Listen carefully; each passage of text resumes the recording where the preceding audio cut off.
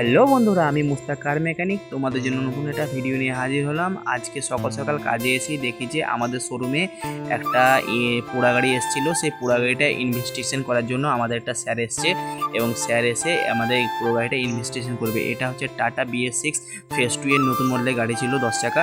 পুরো গাড়িটা পুড়ে গেছে এবং কিভাবে পুড়েছে সেই ইনভেস্টিগেশন করার জন্য আমাদের এই স্যার এসছে এবং স্যার এসেই আমাদের গাড়ির উপরে উঠে কিছু কিছু মানে ওয়ারিংগুলো দেখছিল এবং চেক করছিল যে কীভাবে পড়েছে। সেই ইনভেস্টিগেশনের জন্যই স্যার এসছে এবং স্যার এই ওয়ারিংগুলো কিছু যাই হোক স্যাররা কীভাবে টেস্ট করে সেই করার জন্যই এভিডেন্সগুলো কালেক্ট করছিল এবং আমিও স্যারে কিছু কিছু ভিডিও ক্লিক নিচ্ছিলাম, কারণ তোমরা যাতে ভালোভাবে দেখতে পারো। তাই তোমাদের কাছে একটাই অনুরোধ আমার, যদি আমার ভিডিও ভালো লেগে থাকে তাহলে একটা লাইক, একটা সাবস্ক্রাইব করে দেবে, কারণ সাবস্ক্রাইব এবং লাইক করতে কোনো টাকা লাগে না এবং তোমাদের একটা লাইক, একটা সাবস্ক্রাইব আমাকে নতুন নতুন ভিডিও বানাতে, আরও ভালো ভালো কন্টেন্ট বানাতে আমাকে আরও মোটিভেট করে।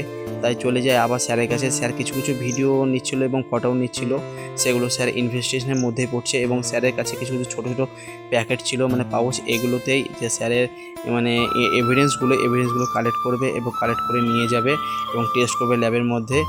তাই এবং স্যার এখন নেমে চলে এলো এবং নেমে চলে এসে আরও কিছু ইনভেস্টিগেশন করবে নিচের সাইডেও। স্যারের এই স্যারের ব্যাগটা দেখুন কত সুন্দর। এই যে দেখছেন আমাদের সেই গাড়িটা, এই যে সাদা জামা পড়েছিল এই হচ্ছে আমাদের সেই গাড়ির মালিক এবং স্যার কিছু ফোনে কথা বলছিল সিনিয়রের সঙ্গে, হয়তো কিছু মানে পরামর্শ করছিল। তারপর স্যার ব্যাটারির যে ছবিটা নিচ্ছিল।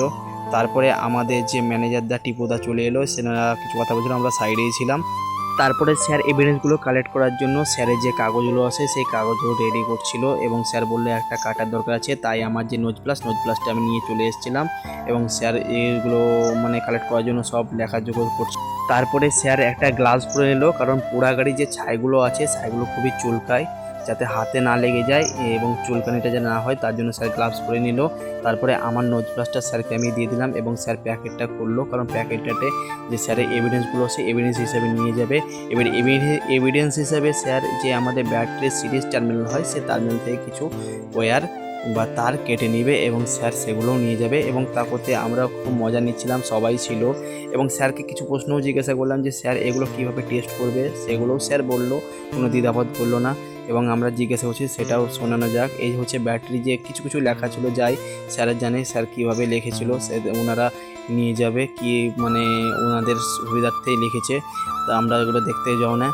তারপরে যে স্যার কিছু কিছু তারের অংশ কেটে নিয়ে ওই যে এভিডেন্স হিসেবে এই প্যাকেটে ভরে নিয়ে যাবে, কারণ আমরা সিডিতে দেখেছিলাম ছোটোবেলায় কীভাবে এভিডেন্স কালেক্ট করে, এখন নিজের চোখে দেখছি।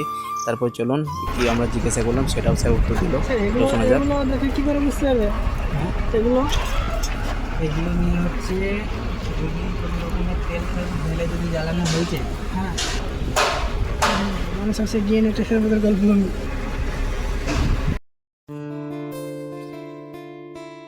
তারপরে স্যার কিছু কিছু এভিডেন্স ইঞ্জিনের উপর থেকেও নিয়ে নিল এবং প্যাকেটে ভরে নিল। তারপরে স্যারকে যা জিজ্ঞাসা করলাম তোমরাও শুনলে কী বললো স্যার।